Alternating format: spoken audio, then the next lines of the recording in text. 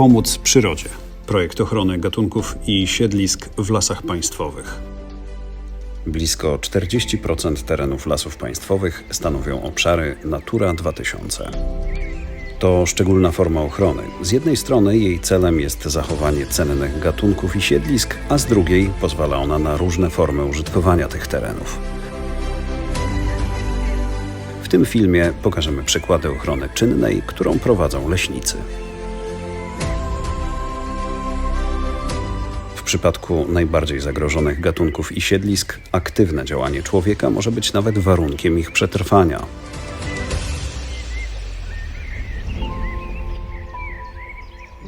W nadleśnictwie Chełm nagrzane słońcem leśne polany opanowały żółwie błotne. W ciepły wiosenny dzień samice przemierzają trasę z leśnych stawów na piaszczyste polany. Dzisiaj będą składały jaja. Gdy jaja zostaną już złożone, zaznacza się miejsce, w którym ukryte jest gniazdo, a następnie zabezpiecza się je solidną siatką.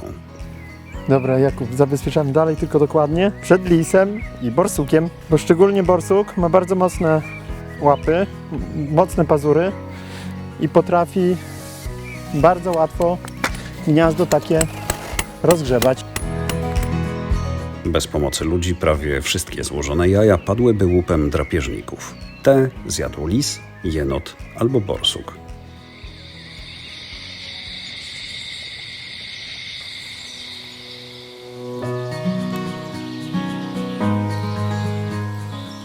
W drugiej połowie września leśnicy ponownie zaglądają do żółwi, tym razem do młodych. Są malutkie żółwie, widać otwór, a jeden już nawet chce uciec, chce wyjść. Pokaż. Raz, dwa, Jeden już, zobacz, wychodzi. już wychodzi. Czyli musiały się niedawno wylęgnąć. W tym sezonie w nadleśnictwie Chełm do leśnych zbiorników wodnych przeniesiono około 300 żółwi. Bez czynnej ochrony większość młodych nie dotarłaby do wody, a tak mają przed sobą około 100 lat życia. W końcu wypuściliśmy je do zbiornika. Płynie je w swoim naturalnym środowisku, zobacz jak one pięknie pływają. Tak jak w nadleśnictwie Chełm szczególnej troski potrzebują żółwie, tak w nadleśnictwie Pińczów wymagają jej storczyki.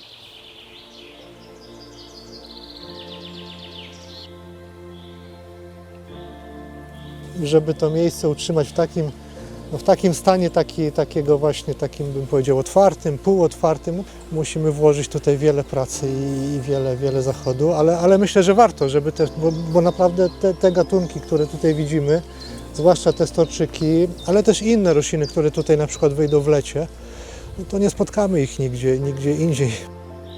Okolice Pińczowa wyróżniają korzystne dla storczyków warunki mikroklimatyczne i siedliskowe. Słyną z pięknych okazów obuwików, ale na ciepłych i suchych polanach zadomowiło się więcej ciekawych gatunków. Rośnie tu kukawka, storczyk purpurowy, dwulistnik muszy i zawilec wielkokwiatowy.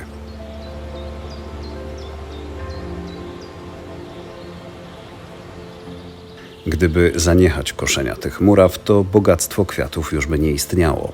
Teren porośnięty byłby gęstymi krzakami, a storczyki, pozbawione światła, nie przetrwałyby.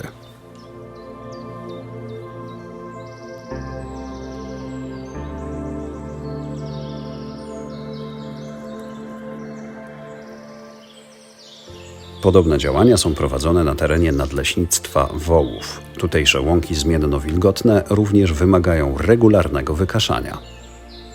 Są wyjątkowe o każdej porze roku, ale ocieplenie klimatu i skutki dawnych melioracji powodują, że coraz mniej jest ich w naszym krajobrazie. Z siedliskami otwartymi związane są nie tylko rzadkie gatunki roślin. Z utrzymania łąk korzystają także motyle. Modraszki i inne gatunki mają tu doskonałe warunki do życia. Rosnące na skraju lasu kalina, jesion i dereń nie pojawiły się przypadkowo. Posadzili je leśnicy, żeby wzbogacić bazę pokarmową dla gąsienic przeplatki maturny, chronionego gatunku motyla.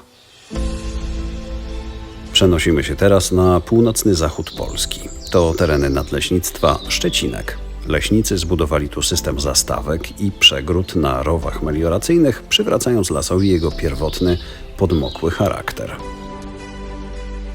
Korzystają z tego sarny, jelenie. To jest takie miejsce trochę, można powiedzieć, spotkań po prostu przy wodopoju i rozmów, o których my nie mamy za dużo pojęcia. Dlatego, że my jesteśmy tu gośćmi, a to jest ich świat.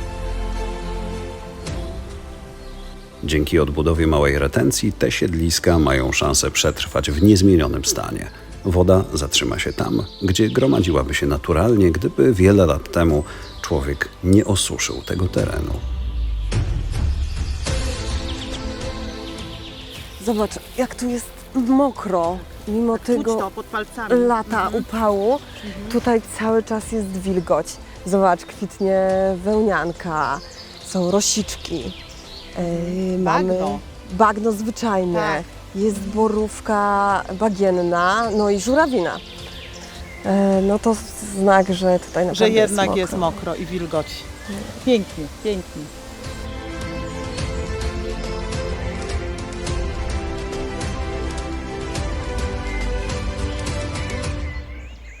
Pół tysiąca kilometrów na wschód, w Dolinie Rospudy, również na torfowisku, rośnie pewien storczyk.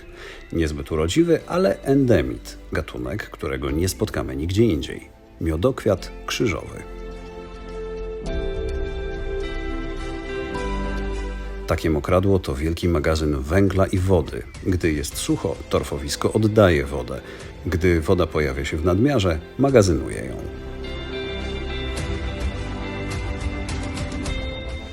Wyjątkowość tego torfowiska polega na tym, że jest to ostatnie w tym stanie torfowisko praktycznie w całej Europie, soligeniczne i przepływowe, o charakterze alkalicznym, czyli zasadowym. Zachowanie torfowisk zależy głównie od utrzymania odpowiednich warunków wodnych. Jeśli te są zaburzone, zarastaniu torfowisk zapobiega koszenie i odkrzaczanie.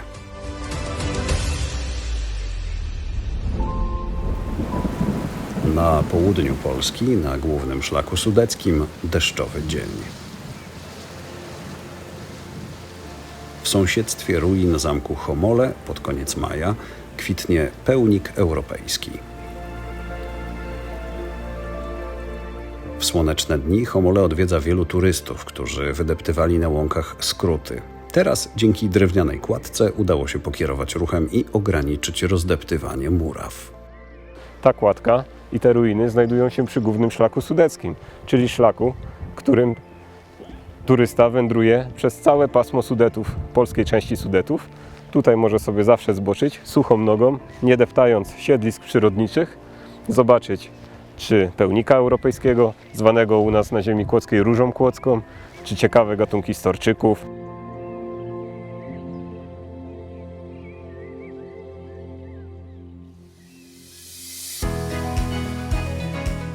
Czasami w czynnej ochronie leśnych siedlisk ludzi wyręczają zwierzęta. Tak jest na przykład w nadleśnictwie oborniki. Czworonożni pomocnicy, mimo swoich rozmiarów, potrafią się dobrze schować. To jaki kierunek obstawiamy, Marcin? Wczoraj jeszcze były tam. No to idziemy chyba w tamtą stronę. Dobra. Ta kwatera ma około 15 hektarów, więc no jest to taki teren, po którym no, mogą nam się ukryć. Tabun koników polskich, zgryzając selektywnie runo i siewki drzew, pomaga utrzymać świetlistą Dąbrowę i jej nietypowy parkowy charakter. Luźne zwarcie drzew, skąpy podszyt i bujne runo wiosną.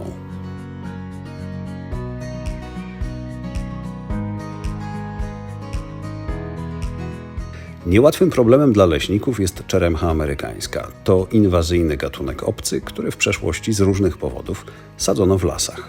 Niestety nie przewidziano, jak bardzo jest ekspansywny i jak szybko zacznie wypierać rodzime gatunki. Dlatego trzeba sięgać po metody kombinowane, łączące wykopywanie i stosowanie środków chemicznych. Jeszcze ją trzyma. O, jest, dobra. I mamy następny do wyniesienia.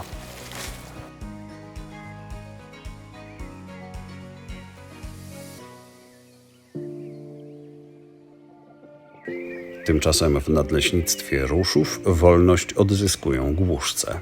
przywiezione z hodowli w Polsce lub odłowione w Skandynawii ptaki zasilają krytycznie nieliczną populację tego gatunku. Po kilku tygodniach spędzonych w wolierze adaptacyjnej założonej w lesie przychodzi czas na pierwszy lot na wolności.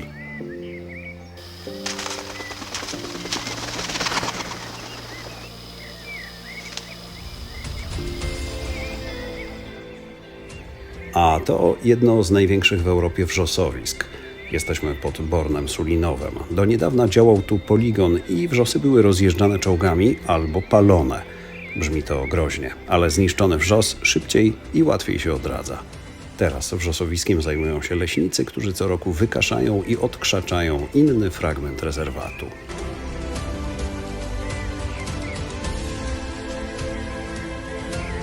Te i wiele innych działań na rzecz aktywnej ochrony gatunków i siedlisk na obszarach Natura 2000 wykonują Lasy Państwowe przy wsparciu funduszy europejskich.